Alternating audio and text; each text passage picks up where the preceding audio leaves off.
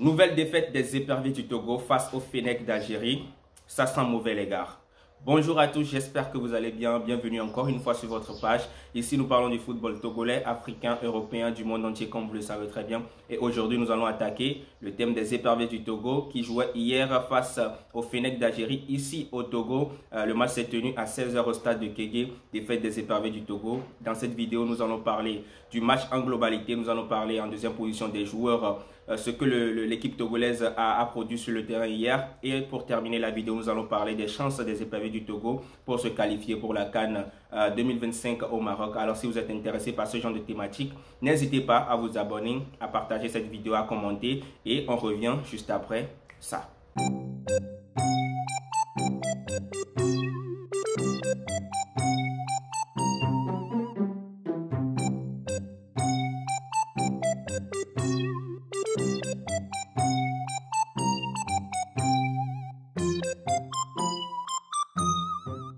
Alors, comme je l'ai dit dans la première partie de la vidéo, les éperviers du Togo jouaient hier face au Fennec d'Algérie. Match comptant pour la 4e journée des éliminatoires pour la CAN 2025 au Maroc. Les éperviers du Togo ont fait mieux que le match aller.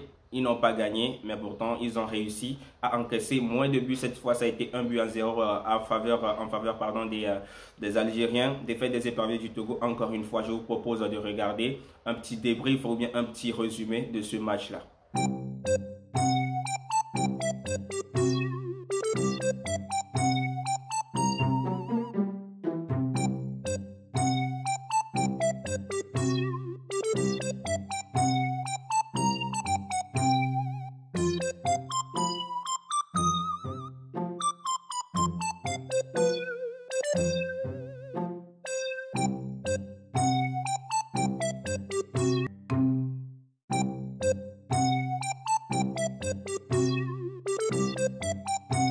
Alors, on va pas se mentir les gars, ça a été difficile, ça a été nul, ça a été vraiment pitoyable de voir les éperviers du Togo en double confrontation face au Fennec d'Algérie encaisser 5 buts. Oui les gars, ça fait 5 buts match aller-retour pour les éperviers du Togo qui n'ont pas réussi à marquer ne serait-ce qu'un seul but face à ces Fennec là qui ont été forts du haut en bas. Les éperviers du Togo ont une très grande marge de progression à faire parce que voilà, ce n'est pas ça. Ce n'est pas ça, mais on peut déjà souligner les points positifs parce que déjà les éperviers du Togo lors de ce match retour-là ont réussi à faire mieux que le match aller. Déjà, ils ont encaissé moins de buts, un but cette fois-ci. Les éperviers du Togo ont réussi à produire un beau jeu. Ils ont réussi à tenir tête à ces Fennec d'Algérie là, mais on peut le comprendre aussi parce que ces Fennec là, ils avaient déjà leur qualification au bout des mains et ils ont marqué très tôt à la 18e minute sur un penalty, très bien tiré par Ben Sebaini et tout. Donc je pense que voilà, dès ce but marqué là, ils se sont dit voilà, il faut surtout garder ce point là, essayer de ne pas encaisser. Donc c'est ce qu'ils ont fait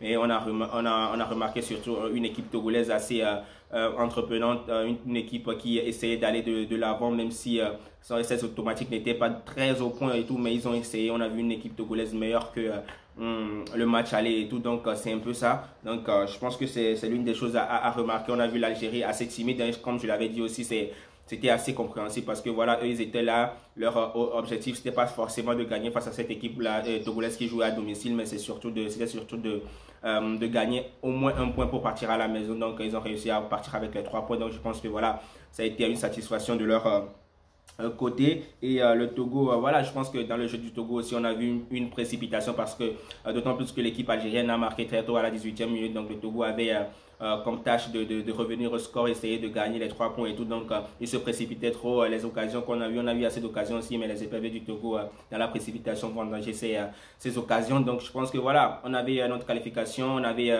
un point à gagner parce que je me rappelle surtout de l'occasion ratée par Kevin Denke et tout. Donc je pense qu'on avait la possibilité de tenir tête à cette équipe algérienne là, de marquer au moins 1 ou 2 buts sur ce match là, mais voilà, le réalisme n'a pas été de notre côté et surtout on a remarqué aussi du côté de l'Algérie, le gardien algérien n'était pas au niveau.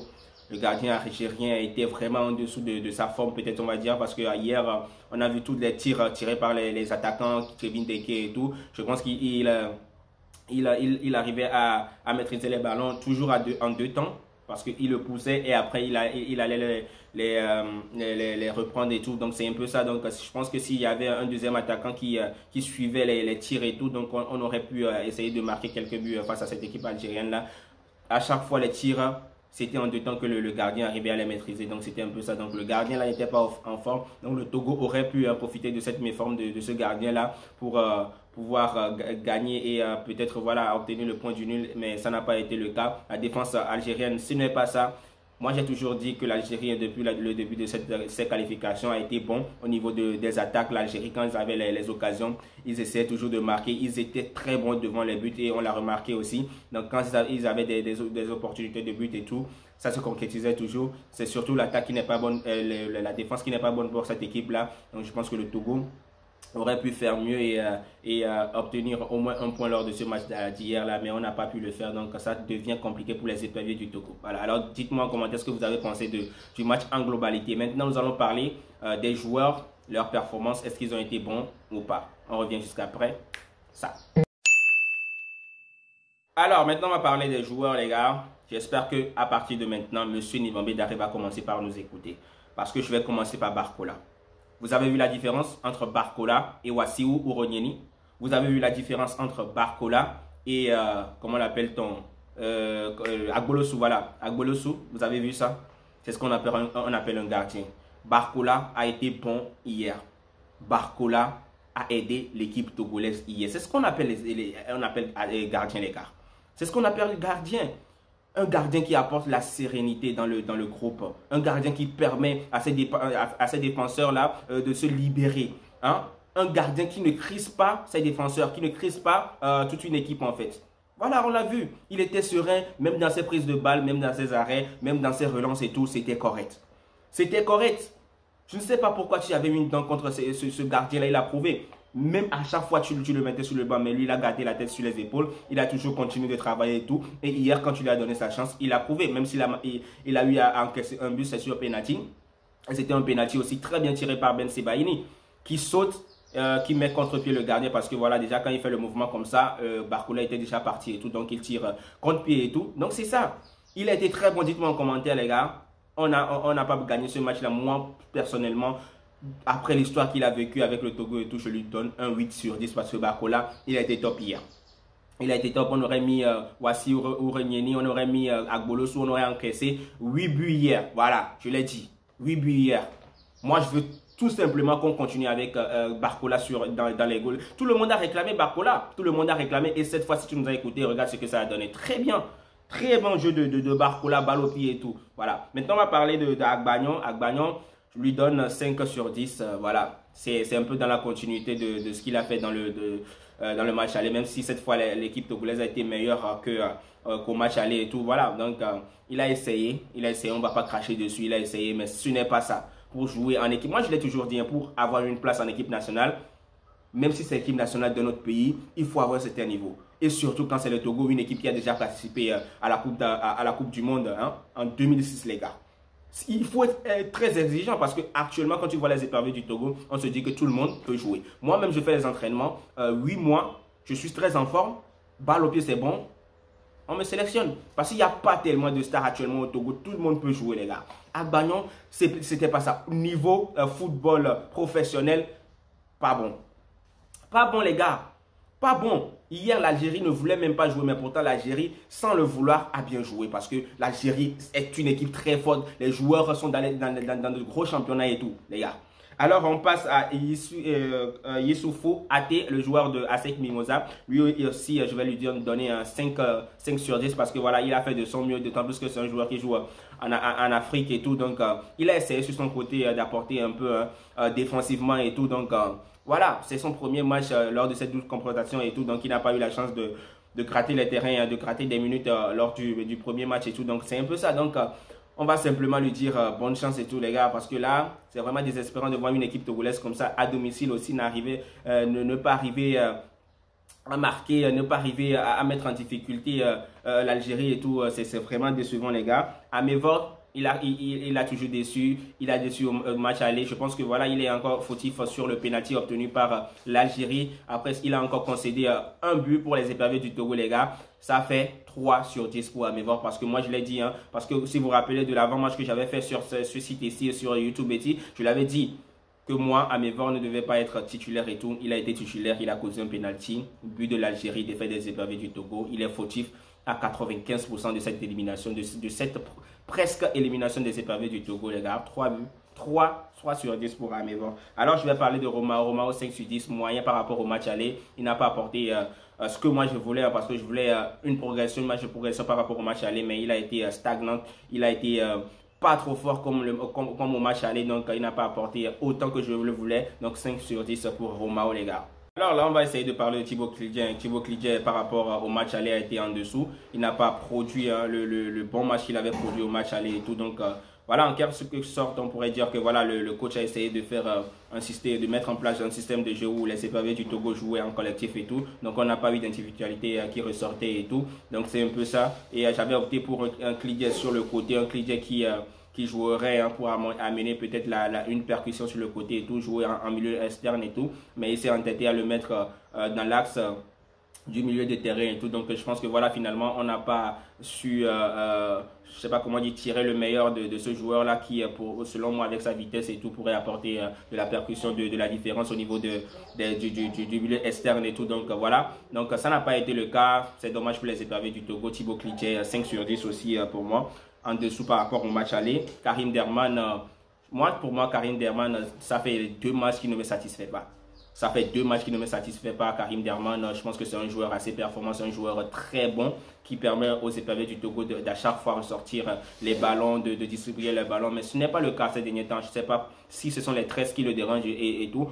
Il est en méforme. Mais pourtant, ce n'est pas le cas lorsqu'il joue avec son équipe de Le Mans et tout. Il est très bon avec l'équipe de Le Mans. Je pense qu'il doit se ressaisir et apporter beaucoup plus qu'il n'est en train de l'apporter actuellement aux éperviers du Togo. Il doit se réveiller. Il le sait très bien que lorsqu'il n'est pas bon, les éperviers du Togo ne sont pas bons. Alors il doit essayer de trouver ce petit grain là ou bien ce petit grain de sel là qui permet à la sauce togolaise d'être bonne à goûter et tout. Donc voilà, il doit se réveiller et apporter cette dynamique là et aider les éperviers du Togo à se relancer. Voilà, lui aussi 5 sur 10 les gars, je ne suis pas très satisfait. Je vais même lui donner 0 parce que j'ai un joueur que j'aime beaucoup et lorsqu'il n'est pas performant, j'ai envie de le taper dessus. Voilà, j'ai envie de lui taper dessus pour qu'il se réveille, pour qu'il apporte voilà, mieux qu'il est en train de l'apporter actuellement. Alors Arol, je l'ai trouvé beaucoup plus entreprenant par rapport au match aller. C'est l'un des rares joueurs qui ont essayé de rehausser leur niveau par rapport au match aller. Donc au match aller, il a été cataclysmique. Je n'ai pas aimé le jeu qu'il a produit avec les éperviers du Togo. Mais aujourd'hui, voilà, hier, pardon, il a essayé d'être mieux. Il a produit un meilleur jeu. Il a été beaucoup plus entreprenant au milieu de terrain et ça a aidé les éperviers du Togo en quelque sorte à ne pas perdre trop de ballons au milieu de terrain avec l'apport de Karim Derman et tout. Donc voilà, ça a été meilleur par rapport au match aller. Et Kevin Denke, je pense que c'est la satisfaction. Mais lui, j'ai j'ai 2 points à soulever avec Kevin Denke.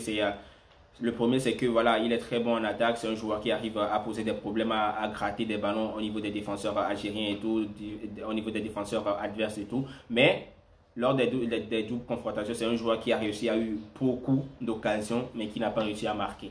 Je me rappelle surtout d'une occasion qu'il avait eu hier où normalement un bon attaquant aurait tiré directement. Lui, il a voulu contrôler la balle alors qu'il était devant le goal. Comme ça, le goal était grandement ouvert. Et lorsque le temps qu'il amortisse le ballon, voilà, un défenseur est venu, Ben Sebaini est venu. Et là, lorsqu'il a tiré, il a buté sur le défenseur. Alors que ça aurait été un but partout pour les éperviers du Togo. Un but qui aurait permis aux éperviers du Togo d'avoir ce petit point-là qui aurait tout changé actuellement. Le Togo aurait 3 points et n'aurait pas 5 points de différence entre lui et puis le deuxième qui est la Guinée équatoriale et tout. Donc c'est un peu ça. Les gars, comme je l'ai dit, c'est vraiment chaud actuellement pour les éperviers du Togo. Et après on a eu Plaka aussi qui est rentré et tout. Mais les gars, les changements n'ont rien donné. Le Togo a été le Togo a continué d'être le Togo. Et sur le terrain aussi, on a vu que voilà, il n'y a pas eu tellement de déplacements parce que les éperviers, les supporters sont vraiment déçus les gars. Et on a eu aussi quelques mots du coach Nimo Bedari après le match, qui a voulu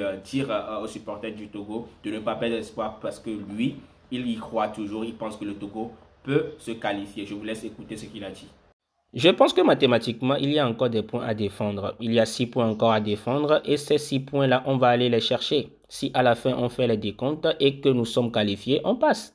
Je suis toujours enthousiaste, j'y crois toujours puisqu'il reste 2 matchs Et aujourd'hui, si vous voyez ce qu'on a produit comme jeu et si on garde le même état d'esprit, la même production de jeu, je pense qu'il y a moyen d'aller chercher un résultat à Monrovia et avant de recevoir la Guinée équatoriale à Lomé. Maintenant, on va parler des chances de qualification des éperviers du Togo. Est-ce que les éperviers du Togo ont encore une chance de se qualifier pour la CAN 2025 au Maroc? C'est vraiment difficile, ça sera difficile, ça sera quasi impossible, mais l'impossible n'est pas togolais, comme on a l'habitude de dire, mais ça me fait rire ces derniers temps les gars. Mais on revient juste après ça pour en parler les gars. Alors actuellement dans cette poule E, on a premier Algérie 12 points, deuxième la Guinée équatoriale 7 points, troisième le Togo 2 points et en quatrième position le Libéria avec 1 point. Les gars, ce sont les deux premiers qui se qualifient.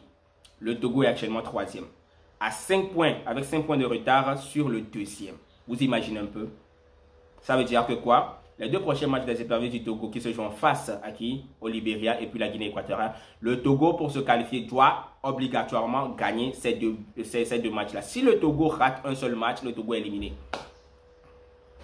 Hein? Ce sont les chances pour être deuxième, au moins deuxième de cette poule-là. On ne peut plus être premier, ça c'est fini. On est d'accord? Donc le Togo doit battre le Libéria et le Togo doit battre la Guinée équatoriale et espérer que la Guinée équatoriale batte, non, et espérer que l'Algérie batte la Guinée équatoriale. Si la Guinée équatoriale arrive à faire ne serait-ce que nul avec la Guinée et l'Algérie, c'est fini pour les éperviers du Togo. Vous imaginez un peu ce genre de calcul? Et le coach Nimbomé Daré arrive à nous dire que les éperviers du Togo vont se qualifier. Le gars là, il joue avec, il est en train de jouer à la corde à sauter avec notre placenta, avec notre cerveau. C'est pas normal les gars, ce qu'il est en train de faire avec les éperviers du Togo. Et actuellement, avec le jeu que les éperviers du Togo produisent sur le terrain, c'est vraiment difficile de voir les éperviers du Togo gagner un match. Le Libéria, c'est la faute, c'est la plus grande faute que les éperviers du Togo ont fait. Ne pas gagner face au Libéria. Le match nul face à la Guinée équatoriale, je peux le concevoir les gars. Mais un match nul face au Libéria, le Libéria que tout le monde a battu. Tout le monde a battu le Libéria. Le Togo a réussi à faire un match nul. Je me rappelle de ce match-là, les Libériens n'arrivaient même pas à faire des touches. Chaque fois, faute rôle. Chaque fois, faute rôle. Et la seule touche qu'ils avaient réussi, c'était la touche qui a apporté le but. Ils avaient lancé la touche. Depuis la touche, les gars, et sur la tête directement de leur attaquant qui marque une jolie tête, hein, les gars. Une jolie tête. Les gars. Et c'était Agbolos ou encore par hasard hein, dans les buts des éperviers du Togo en ce moment-là, les gars. Alors, dites-moi en commentaire, les gars, est-ce que vous êtes sûr que les éperviers du Togo vont réussir à gagner face à ces deux équipes-là et essayer en quelque sorte de gratter cette deuxième place-là? On sait qu'il y a la troisième place aussi qui peut se jouer, mais avec les goals d'enverrage et tout, les buts encaissés par les éperviers du Togo, ça va être difficile de ce côté-là. Mais bon, on verra parce que les gars, ça peut être difficile, mais Dieu trouve toujours une manière de nous sortir des beaux draps et tout. Donc peut-être qu'on va se qualifier. Alors les gars, on est venu ainsi jusqu'à la fin de cette vidéo les gars. Pour ceux qui sont venus jusqu'à la fin de cette vidéo, je vous dis merci. Écrivez en commentaire, c'est fini. Comme ça, je saurai que vous avez regardé la vidéo jusqu'à la fin. Dites-moi si vous êtes sûr ou bien si vous êtes convaincu que le Togo pourra se qualifier pour la Coupe d'Afrique des Nations 2025 au Maroc. On a raté la Côte d'Ivoire. On va rater aussi le Maroc. Seigneur. Seigneur. Allah. Les gars, ciao, ciao. J'en peux plus.